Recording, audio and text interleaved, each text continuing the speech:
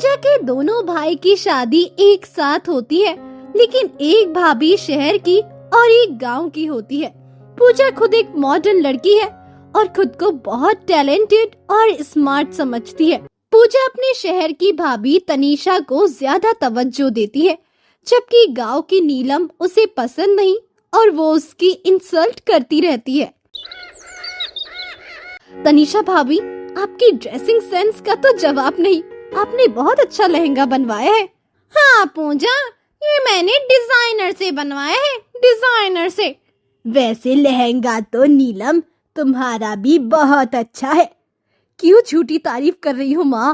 नीलम भाभी का लहंगा बिल्कुल गांव जैसा है, ना स्टाइलिश ना महंगा। हाँ पूजा, मेरा लहंगा स्टाइलिश नहीं है क्योंकि ये मेरी नानी का लहंगा है। उन्होंने बहुत प्यार से मुझे दिया था। इस पर हाथ से जरी का काम हुआ है जो आजकल देखने को भी नहीं मिलता। हाँ बहू, तुम सही बोल रही हो। ये तो बहुत ही एंटीक पीस है, आजकल नहीं देखने को मिलता ऐसा। तनीषा और पूजा मुंह बनाने लगती हैं। उनसे नीलम की तारीफ सहन नहीं होती। अगले दिन दोनों बहुओं की पहली रसोई होती है। तनीषा कस्टर्ड बनाती है और नीलम खीर, और दोनों उसकी सास के लिए लेकर आती है। क्या बात है, आज तो अच्छा खाने को मिलेगा। ये देखो पूजा, मैंने कस्टर्ड बनाया है, टेस्ट करो। माँ जी, मैंने खीर बनाई है आज पहली रसोई की। पूजा कस्टर्ड खाती है और सास खीर। खीर खाते ही सास उसे थूक देती है। अरे बहू, ये तुमने क्या किया? क्या हुआ माँ जी? लगता है गलती से तुमने खीर में शक्कर की जगह नमक डाल दिया है बहू। तनीषा मन ही मन सोचती है कि आखिर उसका प्लान कामयाब हो ही गया। उसने शक्कर की जगह नमक का डब्बा जो रख दिया था। नीलम हैरान रह जाती है।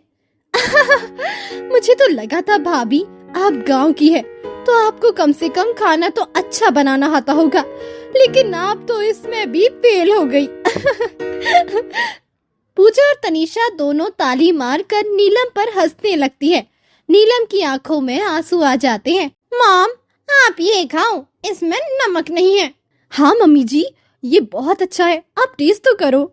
सास को बुरा लगता है लेकिन वो कुछ नहीं बोल पाती।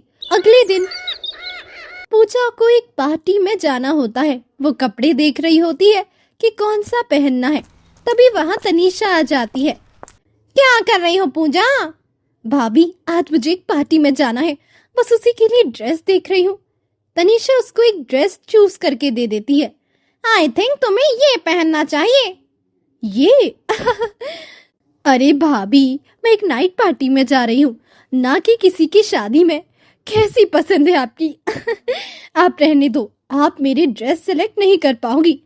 पूजा की बात सुनकर तनीषा को गुस्सा आ जाता है और वो मन ही मन सोचती है, अपने आप को बहुत मॉडर्न समझती है, इसको तो मजा चखाना ही पड़ेगा।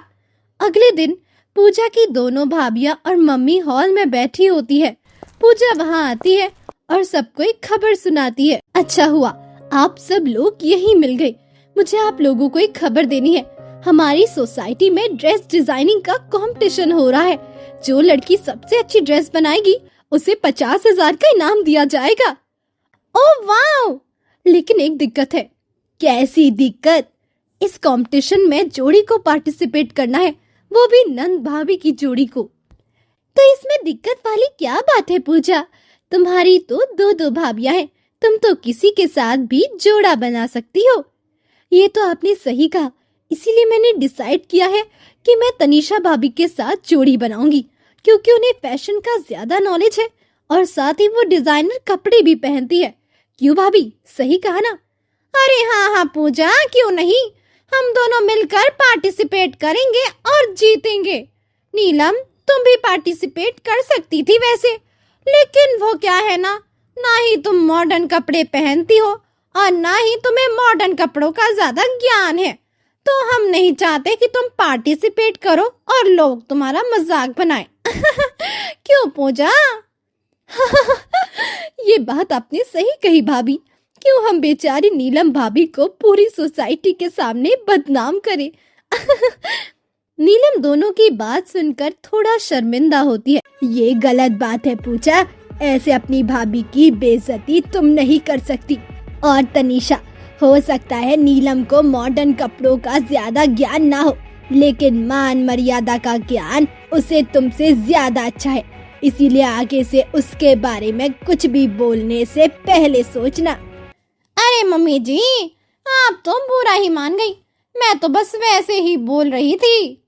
अच्छा ये सब छोड़ो, मैं मीरा और तनीषा भाभी का नाम लिखवा रही हूँ। हम दोनों इसमें पार्टिसिपेट करेंगे। अगले दिन पूजा और तनीषा ड्रेस डिजाइनिंग कंपटीशन में पार्टिसिपेट करने की तैयारी करने लगती है। वो लोग डिसाइड करते हैं कि किस कंपटीशन में क्या बनाना है। देखो भाभी, 3 राउंड होंगे और फाइनल राउंड में हमें बिल्कुल ही कुछ अच्छा बनाना होगा। तुम चिंता मत करो, जीतेंगे तो हम ही। मैं सोच रही हूँ पहले राउंड के लिए हमें कोई ऐसी ड्रेस बनानी चाहिए जो दिखने में भी मॉडर्न हो और पहनने में भी कंफर्टेबल। वो दोनों बातें कर ही रही होती है, तभी वहाँ नीलम आ जाती है और दोनों की बातें सुनने लगती है और साथ ही अपनी कुछ सलाह भी देती है।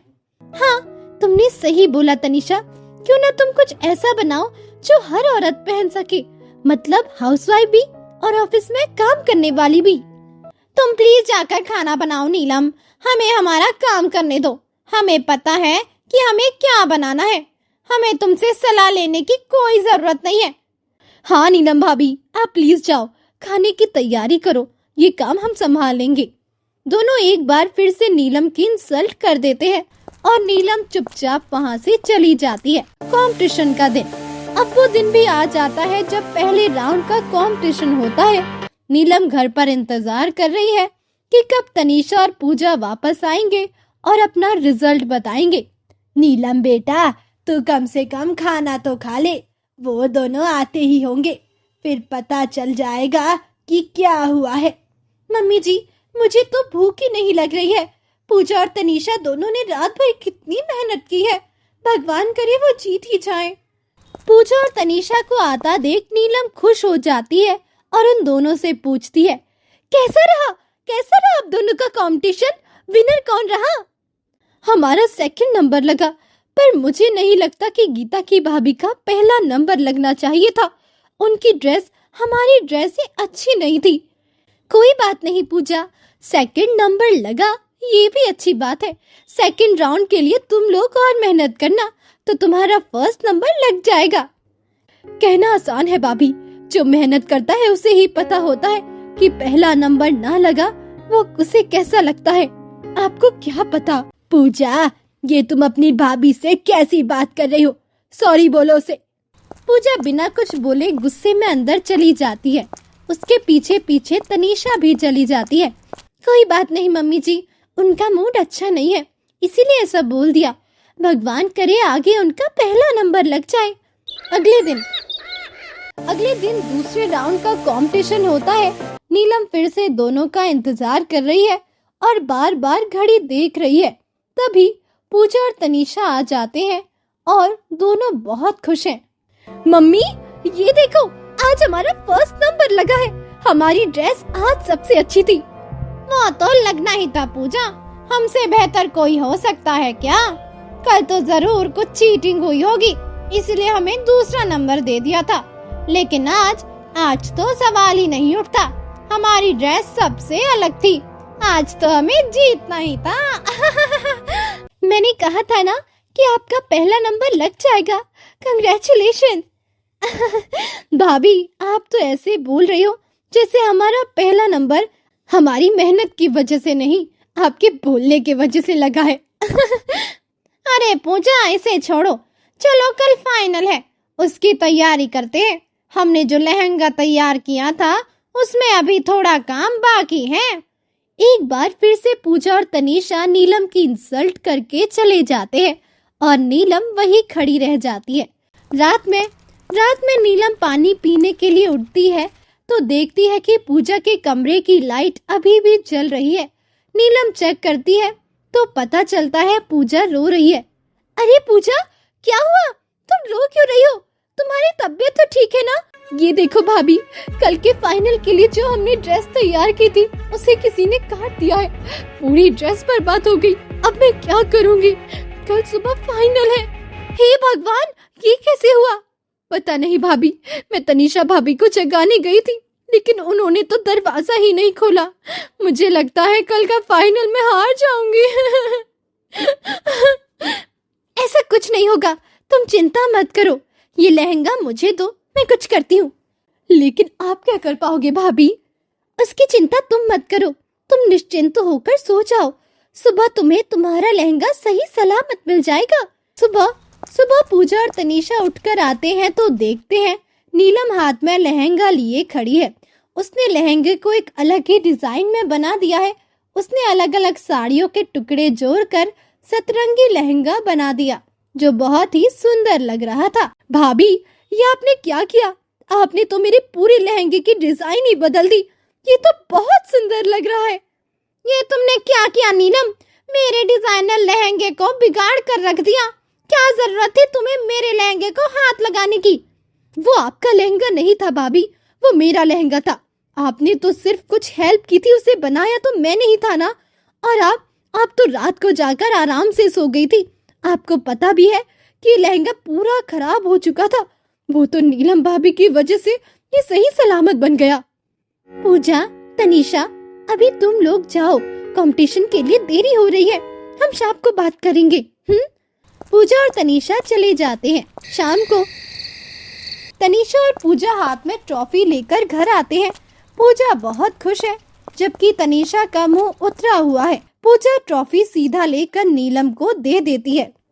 ये लो मेरी प्यारी नीलम भाभी, आपकी ट्रॉफी, आपके लहंगे को फर्स्ट प्राइज मिला है और हम ये कंपटीशन जीत गए हैं। क्या सच में? ये सब आपकी मेहनत का कमाल है पूजा? नहीं भाभी, मेरी मेहनत तो रात को ही बर्बाद हो चुकी थी। वो तो आपने उस लहंगे को जैसे तैसे ठीक कर दिया, वरना मैं तो कंपटीशन में भाग लेने के लायक ही नहीं बची थी। लेकिन मुझे समझ में नहीं आया कि आखिर उस लहंगे को किसने काटा था। उस लहंगे को तनीषा ने काटा था पूजा। मैंने खुद अपनी आंखों से तनीषा को उस लहंगे पर कैंची चलाते हुए देखा था। लेकिन ये तो मुझे भी समझ नहीं आया कि आखिर तनीषा ने ऐसा क्यों किया। वो तो खुद तुम्हारे साथ इस कंपटीशन में पार्टिसिपेट कर रही थी। क्या तनीषा भाभी ने? लेकिन तनीषा भाभी, आपने ऐसा क्यों किया? आप क्यों चाहती थी कि हम हार जाए? हम नहीं, तुम हार जाओ। मैं चाहती थी कि तुम हार जाओ और तुम्हें पता चले कि तुम कोई बहुत मॉडर्न लड़की नहीं हो। तुम्हें बहुत घमंड था ना कि तुम एक मॉडर्न लड़की हो, स्टाइलिश कपड़े तुम ही पहन सकती हो, तुम्हें ज्यादा नॉलेज है। बस इसीलिए मैं चाहती थी कि तुम हार जाओ। तनीषा गुस्से में अंदर चली जाती है और पूजा को अब तनीषा की सच्चाई का पता चल जाता है। मैंने तो सोचा था कि तनीषा भाभी मेरा साथ दे रही है, लेकिन वो तो मुझे ही हराने में लगी थी। थैंक यू सो मच भाभी, थैंक यू सो मच। आपकी वजह से आज मैं जीत पाई और उनकी सच्चाई भी मेरे सामने आ गई। और मुझे भी माफ कर दीजिए, मैंने आपकी हमेशा इंसल्ट की और आपको नीचा दिखाया। मुझे ऐसा नहीं करना चाहिए था। नेहा पूजा को माफ कर देती है।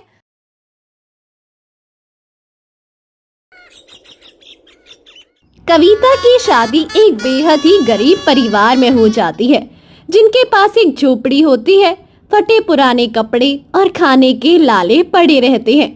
पहले ही दिन कविता जब अपने ससुराल आती है तो सबकी हालत देखकर उसके होश उड़ जाते हैं। हे भगवान, ये लोग तो बहुत गरीब है। इससे अच्छा तो मेरा मायका ही था। कम से कम मेरी माँ घरों में काम करके 2 वक्त की रोटी तो जमा कर लेती थी, लेकिन अब मैं यहाँ कैसे रहूंगी। कविता का पति उसके पास आता है और उसे दिलासा देता है। देखो कविता, मैं जानता हूँ कि तुम घर की हालत देखकर खुश नहीं हो, लेकिन मेरा यकीन करना, मैं तुम्हें किसी भी तरह की कोई परेशानी नहीं होने दूंगा। बस तुम हमारा साथ मत छोड़ना। पति की बातें सुनकर कविता को अच्छा लगता है और वो मन ही मन सोचती है, अब जो भी है जैसा भी है, यही मेरा परिवार है और मुझे इन लोगों का साथ देना ही होगा। हो सकता है हम साथ मिलकर इस परेशानी से निकल जाएं। हे भगवान, मदद करना। अगली सुबह कविता सुबह उठकर चाय बनाने के लिए दूध और चाय पत्ती ढूंढ रही होती है। तभी उसकी सास आती है। क्या हुआ बहू, क्या ढूंढ रही हो? मम्मी जी, मैं दूध और चाय ढूंढ रही हूँ।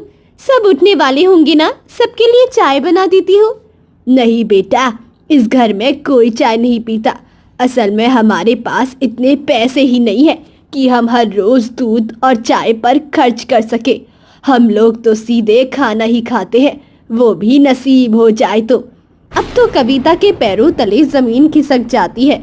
उसने अपने ससुराल को गरीब सोचा था, लेकिन इतना भी नहीं सोचा था। लेकिन कविता क्या ही कर सकती थी। अच्छा मम्मी जी, कोई बात नहीं, मैं दिन के खाने की तैयारी कर लेती हूँ। आप बता दीजिए क्या बनाना है। बेटा वो तो मुझे भी नहीं पता। अब राजा बाहर जाएगा, कुछ काम करेगा, पैसे लाएगा, तब जाकर खाने का इंतजाम हो पाएगा। कविता का चेहरा उतर जाता है और वो मन ही मन सोचती है कि ऐसे कैसे काम चल पाएगा। कुछ देर बाद कविता की नंद बाहर से नाश्ता लेकर आती है। उसके हाथ में मंचूरियन, चाइनीज और सैंडविच होते हैं। ये देखकर कविता हैरान रह जाती है। भाभी ये देखो, मैं नाश्ते में क्या लाई हूँ, सैंडविच और मंचूरियन। आपको पसंद है ना? हाँ किरण, लेकिन ये सब तुम कहाँ से लाई? हमारे पास तो इतने पैसे नहीं है कि हम इतना सारा नाश्ता ले सके। फिर भी ये सब कहाँ से आया? वो भाभी, अस्पताल के सामने एक शिविर लगा है, वहाँ पर सबको फ्री में नाश्ता दे रहे थे, तो मैंने सोचा मैं आप सबके लिए ले आती हूँ, बस वहीं से लाई। वरना हमारे पास कहाँ इतने पैसे कि इतना अच्छा खाना खा सके। कविता को अपनी नंद की बात पर विश्वास हो जाता है। रात में कविता अपने पति का इंतजार कर रही होती है। तभी देखती है कि एक तरफ ससुर जी दारू की बड़ी बोतल खोलकर पीने की तैयारी कर रही हैं। ये देखकर कविता हैरान हो जाती है। तभी उसका पति आ जाता है। ये लो मम्मी, 200 रुपए। भगवान का शुक्र है कि इतने तो मिले। एक काम करते हैं, दूध और ब्रेड खाकर ही सो जाते हैं, ताकि कुछ पैसे से कल दिन का खाना खा सके। कविता को बहुत हैरानी होती है कि एक तरफ वो लोग ब्रेड खाकर काम चला रहे हैं और दूसरी तरफ उसके ससुर जी इतनी महंगी दारू पी रहे हैं। उससे रहा नहीं जाता और वो अपने पति से कहती है, सुनिए, मैं आपसे एक बात बोलूं? हाँ बोलो ना, क्या बात है? हमारे घर में पैसों की इतनी तंगी है, हम दोनों टाइम पेट भर खाना भी नहीं खा सकते हैं, लेकिन पिताजी वो इतनी महंगी दारू पी रहे हैं। कैसे? उनके पास इतने पैसे कहाँ से आए? अरे वो तो फ्री की दारू है। चुनाव आने वाले हैं ना, तो आसपास के नेता लोग हम गरीब लोगों को फ्री में देते रहते हैं ताकि हम उन्हें वोट दें। वरना हमारे पास इतने पैसे कहाँ हैं कि हम इतनी महंगी दारू खरीद सकें। कविता को अपने पति की बात पर विश्वास हो जाता है और वो मान लेती है कि उसके ससुर जी फ्री की दारू पी रहे हैं। कविता देखती है कि उसकी नंद कुछ ढूंढ रही है और बहुत परेशान है। क्या हुआ किरण, क्या ढूंढ रही हो? कुछ गुम हो गया है क्या? हाँ भाभी, मेरा एक इयररिंग गुम हो गया है, मिल ही नहीं रहा, सब जगह देख लिया। रुको मैं ढूंढती हूँ। कविता भी किरण के साथ सभी जगह उसका इयररिंग ढूंढने लगती है, लेकिन वो देखती है कि किरण कुछ ज्यादा ही परेशान है। तुम इतनी ज्यादा परेशान क्यों हो रही हो? वो सोने का था क्या? सोने का नहीं भाभी, डायमंड का था। अचानक से किरण के मुंह से डायमंड सुनकर कविता हैरान रह जाती है, लेकिन किरण बात को संभालते हुए कहती है, अरे भाभी, आप कैसी बातें करती हो? हमारे पास सोना या डायमंड कहाँ से आया? वो तो खोटा था, लेकिन मेरा फेवरेट था, इसीलिए बस मैं परेशान हूँ। कविता को कुछ अजीब लगता है, लेकिन वो ज्यादा ध्यान नहीं देती। अगले दिन फिर कविता खाने की तैयारी के बारे में सोचती है, लेकिन उसकी सास के पास पैसे नहीं होते हैं। मम्मी जी, आज खाने में क्या बनाना है?